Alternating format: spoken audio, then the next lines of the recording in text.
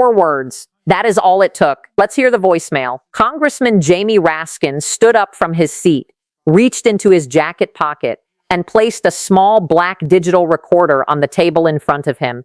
He did not explain it. He did not preface it. He pressed play. And Stephen Miller's voice filled the chamber. John, it's Steve. Listen, I need you to take care of something before Friday morning. Delete everything we talked about. Server logs from February through April, email backups, contractor payment lists, everything. Make it look like routine maintenance, scheduled cleanup. Don't leave anything that connects back to the accounts we discussed. This needs to be done by 9 a.m. Friday. Call me when it's done. The room went completely silent, not the polite quiet of people waiting for more information. The heavy, breathless silence of people who just heard something that cannot be unheard. The kind of silence that settles over a room when everyone realizes at exactly the same moment that something very serious just happened in front of cameras. Raskin did not move. He let the silence hold for 3 full seconds after the recording ended. Then he looked up. That is your voice, Mr. Miller. Your phone number, your instruction. Delete everything by Friday morning. Make it look like routine maintenance. Don't leave anything that connects back to the accounts. He pulled out a document and set it on the table. Here is what makes that voicemail a federal crime. You left it at 11:47 p.m. on March 28th. Exactly 32 hours later, on March 30th, this committee issued a formal subpoena demanding preservation of all records related to contractor payments and offshore financial accounts. Your deadline was Friday morning, March 31st at 9 a.m. You gave the recipient of that voicemail exactly enough time to destroy everything before our subpoena could legally preserve it. He looked directly at Miller. That is not coincidence, that is coordination, and it raises a question that I want answered before we go any further in this hearing. You left that voicemail 32 hours before our subpoena arrived. How did you know it was coming? Let me set the full scene, because this moment did not arrive without a foundation. House Judiciary Committee, Thursday afternoon. The hearing had been listed as routine document retention oversight. Standard compliance review. Miller arrived looking prepared. 3 attorneys seated to his left. He had answered the first 35 minutes of questions with precision. He cited regulations. He referenced compliance timelines. He looked, to anyone watching the first half of this hearing, like a man completely in control of his situation. None of those attorneys knew Raskin had the recording. Miller did not know the recording existed. He was about to find out, in front of every camera in the room, that his midnight voicemail had been preserved by the very person he called, extracted by the FBI, handed to investigators with a full sworn statement, and was now playing in a congressional hearing chamber for the entire country. Raskin pulled out phone records. Mr. Miller, between February 14th and March 28th, you called the recipient of that voicemail 43 times. Most of those calls occurred after midnight. According to his testimony, provided under oath to FBI investigators, every single one of those calls was about the same subject. How to structure financial records to avoid congressional scrutiny. How to characterize contractor payments in ways that would not trigger oversight flags. How to manage the documentation trail connected to a specific set of offshore accounts. He set the phone records down. 43 calls, 6 weeks, all after midnight, all about the same thing. And then on March 28th, 32 hours before our subpoena arrived, you left a voicemail ordering deletion of contractor payment lists and offshore account records, the exact categories our subpoena was targeting. He paused. Mr. Miller, I have been doing this work for a long time. I have reviewed a lot of evidence in a lot of investigations, and I want to be very precise about what the timeline here requires us to conclude. Either you guessed with perfect accuracy which exact categories of documents Congress was preparing to subpoena, or someone told you. He reached for another folder. We pulled the access logs for our internal investigation database, the system that tracks which subpoenas are being drafted, which agencies are being targeted, which document categories are under review. On March 27th, one day before you left that voicemail, someone accessed our confidential investigation file on DHS contractor oversight.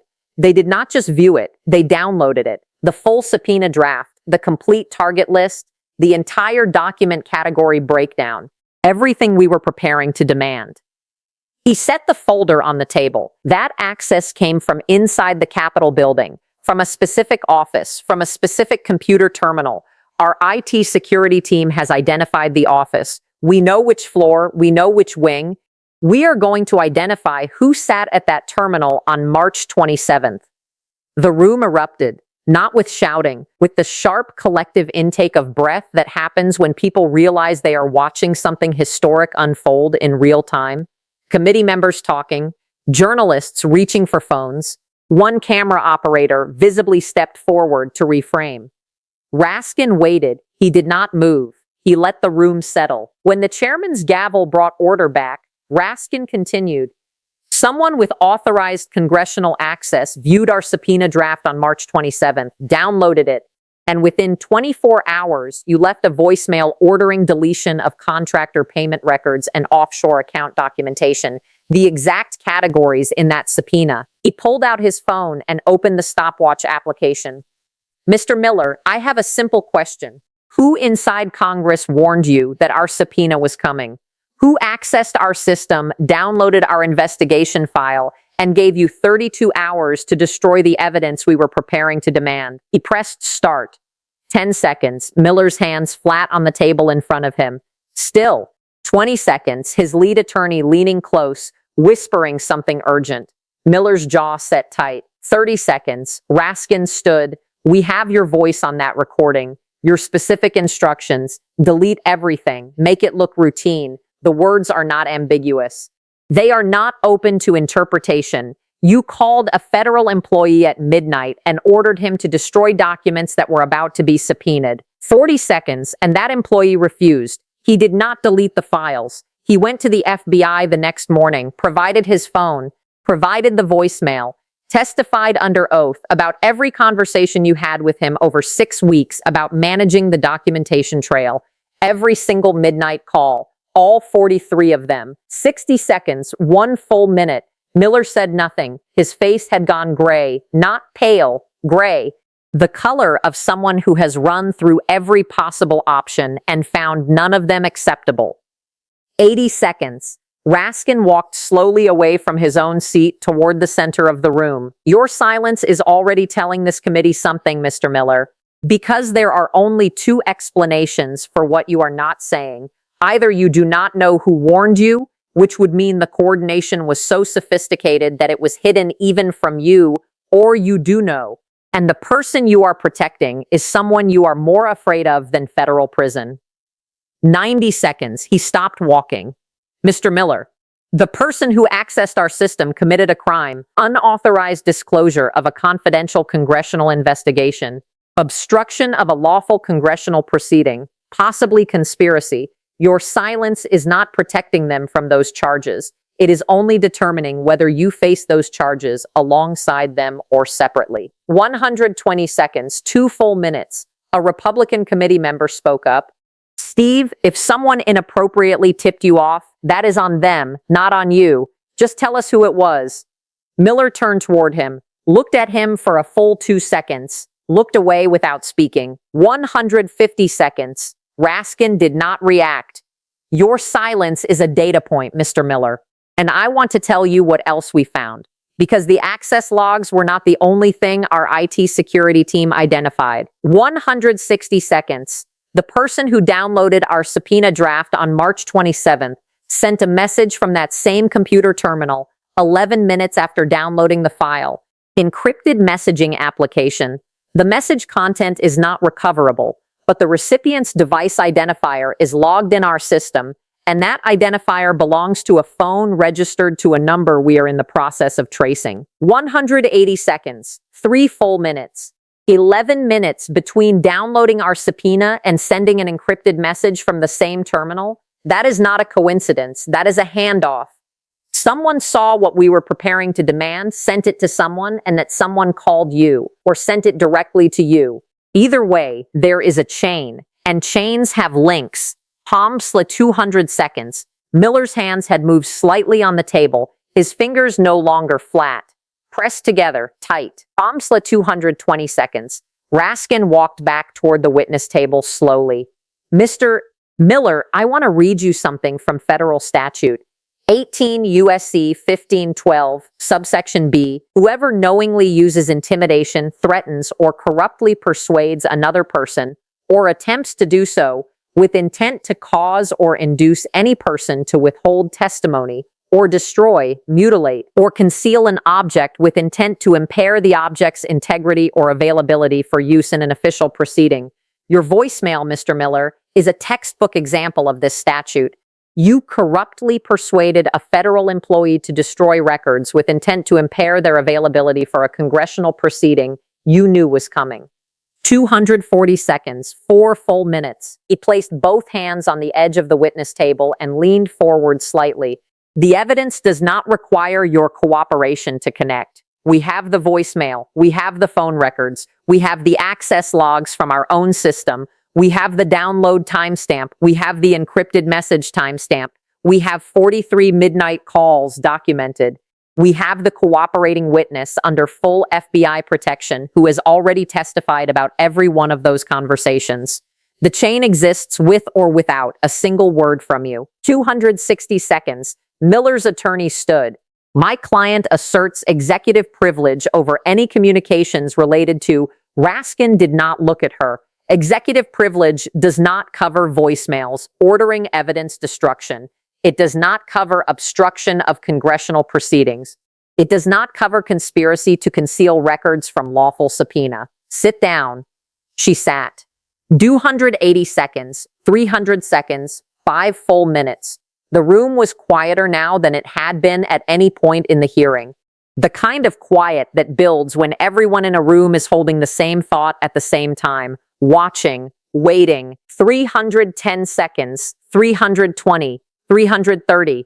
Raskin stood completely still at the witness table, not performing, not theatrical, simply present, simply waiting, his stopwatch counting in his hand. 340 seconds. Miller's attorney made one final attempt. Mr. Chairman, we respectfully request. The chairman cut her off flat. Your client will answer the question or be held in contempt. That is the only option available at this point. 354, 355, 356, 357, 358.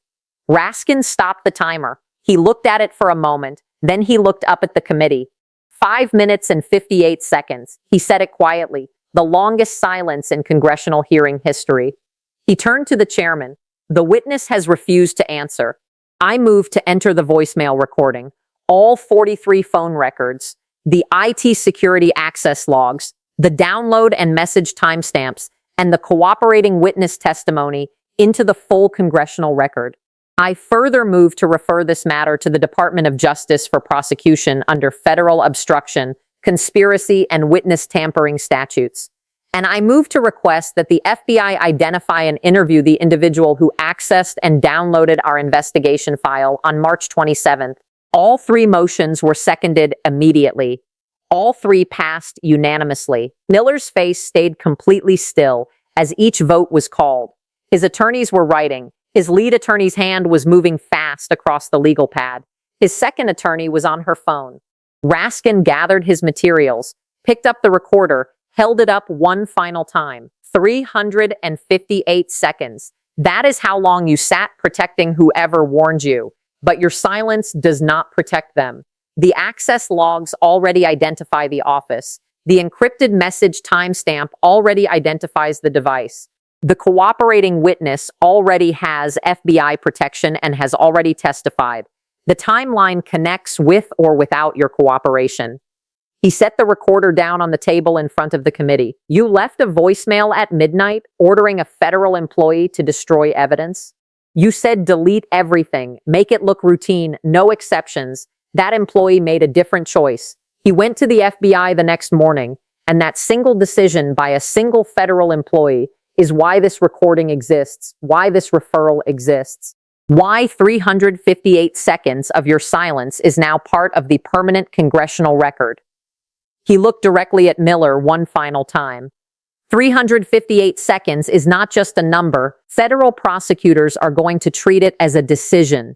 a deliberate, sustained, documented decision to protect someone rather than answer a question. And when they identify who sat at that terminal on March 27th, which they will, the charges will not stop with you. Subscribe now and turn on notifications. The DOJ referral has been filed.